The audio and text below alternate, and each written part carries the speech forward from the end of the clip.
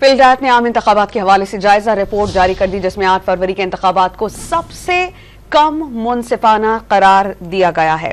पिलडाट का कहना है कि गुज़िश्ता इंतखाबात के मुकाबले में शफाफियत के स्कोर में कमी देखी गई। इंतखाबात से काबिल निगरां हुकूमत की गैर जानिबदारी का फुकदान भी देखा गया। पोलिंग डे पर मोबाइल फोन और इंटरनेट सर्विसेज की मुअत्तली ने EMS की कारकर्दगी पर समझौता किया। इस पर हम बात करते हैं डॉन न्यूज के रिपोर्टर इरफान सदोज़ई से। इरफान, बताइएगा जायजा रिपोर्ट में क्या अहम निकात उठाए गए हैं?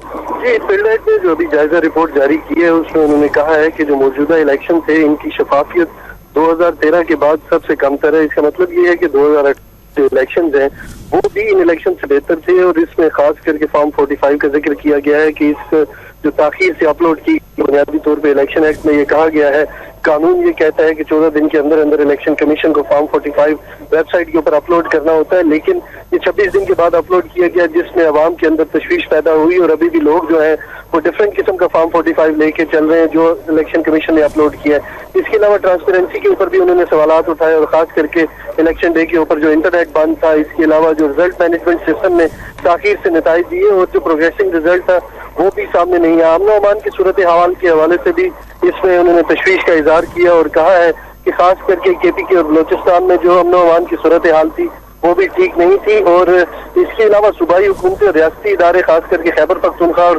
बलोचिस्तान में अमन अमान की जो बिगड़ती हुई सूरत हाल थी वो भी ठीक नहीं थी।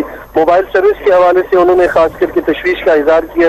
इसके अलावा सुन्नी इत्तेहाद काउंसिल को जो मखसूस नशस्तों की अलॉटमेंट थी उन्होंने कहा कि 25 दिनों तक इस मसले को रोक के रखा, और उसके बाद ये जो दीगर सियासी जमातें थी उन्हें अलॉट की गई और सुन्नी इत्तेहाद काउंसिल को नहीं दी गई।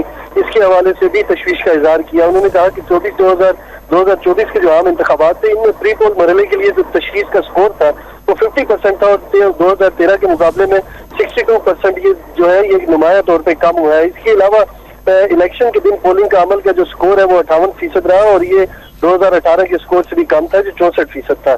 जी, बहुत शुक्रिया, आपने हमें अपडेट किया इरफान सदोज़ई।